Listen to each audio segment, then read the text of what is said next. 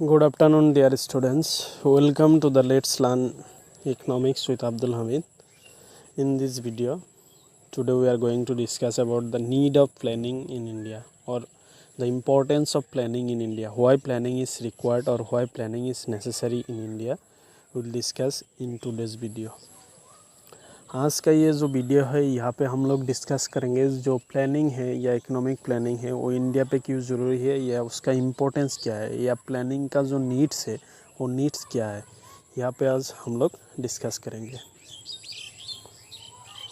So basically the economic planning is needed in India on account of the following reasons. There are will discuss the several reasons और various reasons why planning is required और why planning is necessary.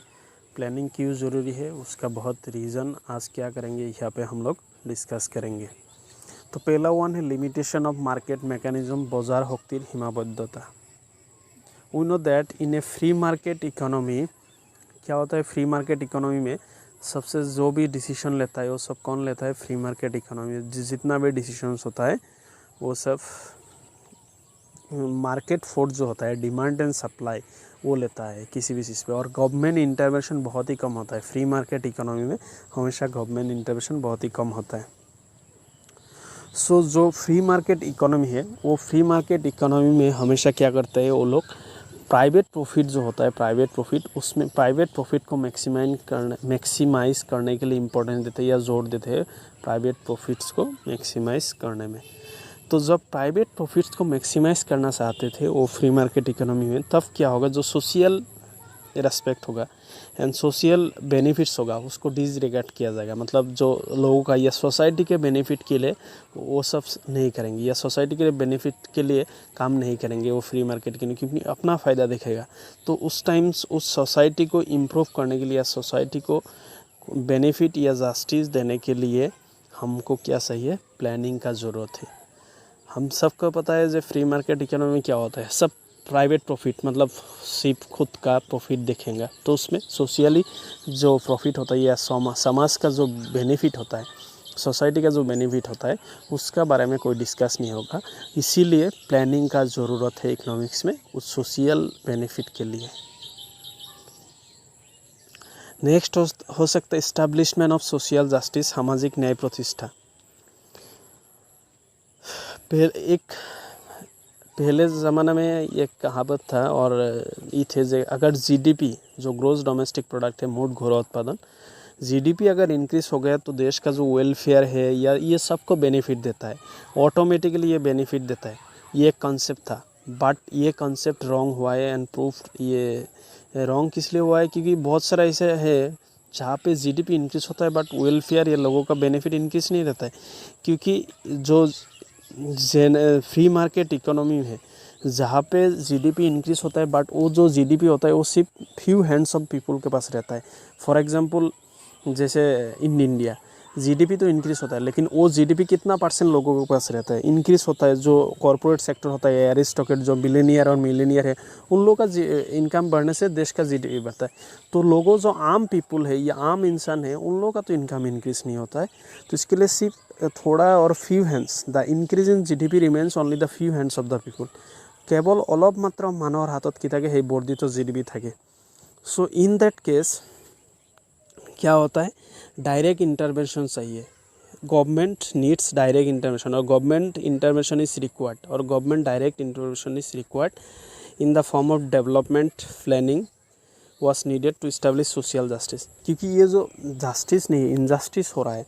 मतलब जो free market economy में GDP बढ़ रहा है लेकिन सिर्फ सबका पास नहीं है, वहाँ पे जो क्या होता है, इनकम इनइक्वलिटी है दोनों के पास, लोगों का पास, मतलब जो रिच और पुअर है उन सब का पास क्या होता है, डिफरेंस बहुत ज़्यादा है. सो ये सबको मतलब जस्टिस देने के लिए क्या है, प्लानिंग इज़ इम्पॉर्टेंट और government intervention is important. Okay. Next point is use of resources in national interest, सम्पदসমূह राष्ट्र हके व्यवहार करा. हम लोग को पता है कि इंडिया पे बहुत सारा human resource as well as physical resource, natural जो human resource and physical resource, मतलब नेचुरल रिसोर्स, ह्यूमन रिसोर्स सब कुछ है। बट उसके बावजूद भी जो इंडिया का डेवलपमेंट है वो अप टू द मार्क नहीं है। मतलब जितना रिसोर्स है, रिसोर्स का हिसाब से क्या होता है, डेवलपमेंट नहीं है। जितना रिसोर्स है उसका हिसाब से डेवलपमेंट नहीं है। तो इसलिए क्या होता है, इसीलिए जो रिसोर्स अवेलेबल है कंट्री में उसको बेटर यूटिलाइजेशन के लिए, सोसाइटी के यूटिलाइजेशन के लिए या वेलफेयर यूटिलाइजेशन के लिए एक मतलब क्या है, गवर्नमेंट का इंटरवेंशन है। और जिसके लिए प्लानिंग ज़रूरी है और प्लानिंग इम्पोर्टेंट है, क्योंकि वो जो कंट्री का रिसोर्स है वो कंट्री का हित के लिए and for the better utilisation of country's interest, देश के हित के लिए या देश के इंटरेस्ट लिए उस रिसोर्स को हम लोग कैसे यूटिलाइज करते हैं, इसके लिए क्या होता है, प्लानिंग इज़ नेसेसरी। और प्लानिंग क्या है, इम्पोर्टेंट एक चीज़ है। कंट्री का जो रिसोर्स है वो कंट्री का हित के लिए या कंट्री के फेवर के लिए यूज़ करने के लिए क्या है, प्लानिंग इज़ इम्पोर्टेंट और प्लानिंग इज़ रिक्वायर्ड और प्लानिंग इज़ नेसेसरी। नेक्स्ट हो सकते हैं creation of economic and social infrastructure. Basically infrastructure refers to what, infrastructure refers to those kind of facilities and services which promote economic and social development. আন্তঃগাঁথনি বুলিলে কোনবিলাক বুজায়, আন্তঃগাঁথনিয়ে সেইসমূহ সুবিধাক বুজায় যিসমূহে কি কৰে, দেশৰ সামাজিক আৰু অৰ্থনৈতিক উন্নয়নত কি কৰে, সহায় কৰে। সো ইনফ্রাস্ট্রাকচার मतलब क्या होता है, जैसे construction of the road, highways, then development of the railway system, communication, irrigation facilities, education institutions, health sector का एंड फैमिली वेलफेयर डेवलपमेंट करना। सो ये होता है बेसिकली इंफ्रास्ट्रक्चर। सो हम लोग को एक प्लान करना चाहिए कि स्ट्रॉन्ग इंफ्रास्ट्रक्चर बिल्ड करने के लिए, क्योंकि प्राइवेट इन्वेस्टर्स क्या होता है, इस सब चीज़ में प्राइवेट इन्वेस्टर्स इतना इंटरेस्ट नहीं दिखाता इन्वेस्ट करने के लिए, क्योंकि यहाँ पे जो इन्वेस्टमेंट का जो अमाउंट होता है वो हाई होता है, जो रिटर्न होता है वो लो होता है। ये सब चीज़ में इंफ्रास्ट्रक्चर में क्या होता है, जो इन्वेस्टमेंट है वो बहुत ज़्यादा होता है, ज़्यादा अमाउंट में इन्वेस्ट करना पड़ता है, और जो इनकम होता है या रिटर्न होता है उससे लो होता है, इसीलिए प्राइवेट इन्वेस्टर्स इंटरेस्ट नहीं दिखाते। इसीलिए गवर्नमेंट को क्या होता है, प्लानिंग का ज़रूरत है, और जिस प्लानिंग की बदौलत वो क्या कर सकते हैं, जिस प्लानिंग को यूज़ करके क्या सकते हैं, वो इंफ्रास्ट्रक्चर को डेवलप कर सकता है। इसीलिए इंडियन इकोनॉमी में प्लानिंग का ज़रूरत हुआ था। नेक्स्ट और एक क्या हो सकते हैं, रिडक्शन इन रीजनल डिस्पैरिटीज, आंचलिक वैषम्य दूर करा।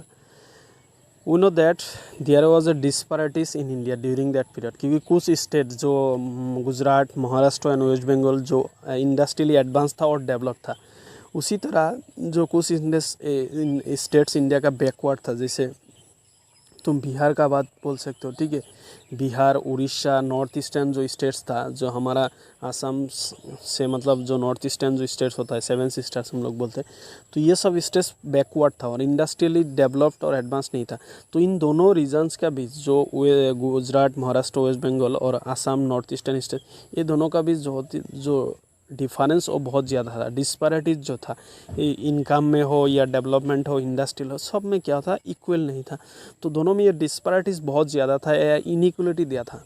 तो इस इनइक्वलिटी को रिड्यूस करने के लिए उस टाइम गवर्नमेंट को एक पथ चाहिए था, यूए चाहिए था, और उसके लिए गवर्नमेंट ने प्लानिंग को चुना, और इसीलिए प्लानिंग इम्पोर्टेंट है या प्लानिंग चाहिए था उस रीजनल डिस्पैरिटीज़ को रिड्यूस करने के लिए।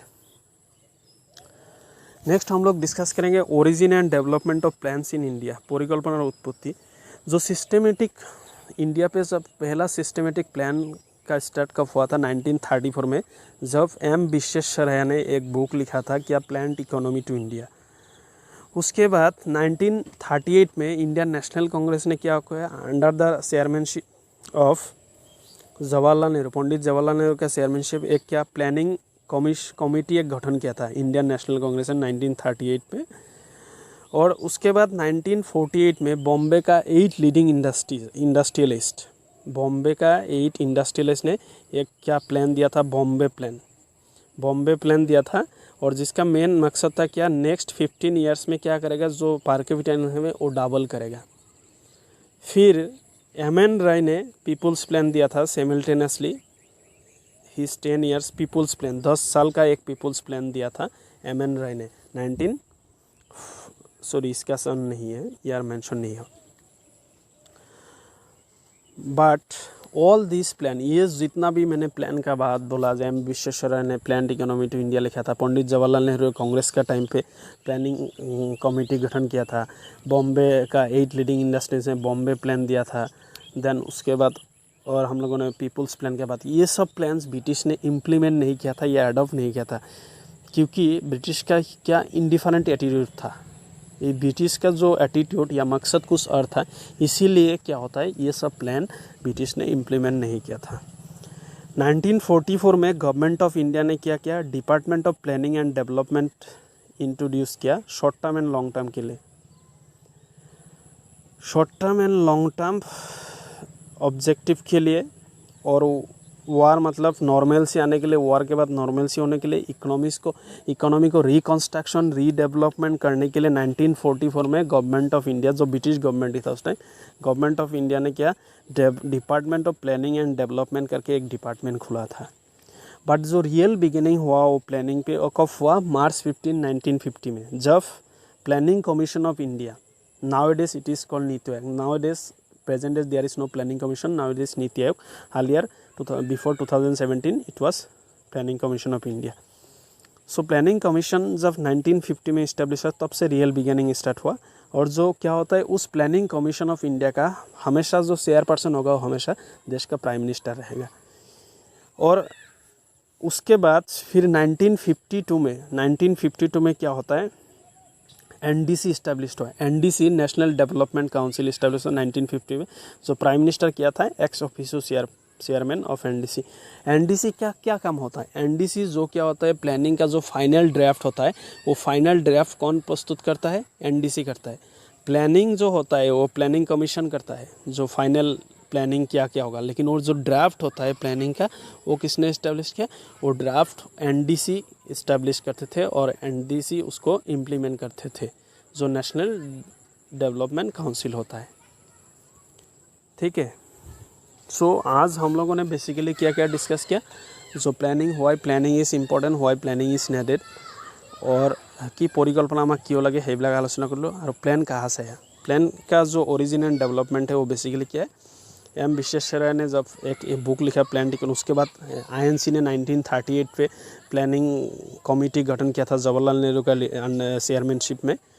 देन बॉम्बे का जो 8 लीडिंग इंडस्ट्रीज बॉम्बे प्लान दिया था 1943 में। उसके बाद एम.एन. रॉय ने 10 साल का एक पीपुल्स प्लान दिया था, बट ब्रिटिश ने ये सब नकार दिया, ये सब इम्प्लीमेंट नहीं किया था। But the real beginning India पे कब हुआ, 1950 में, जब planning commission of India establish हुआ 1950 में, तब हुआ।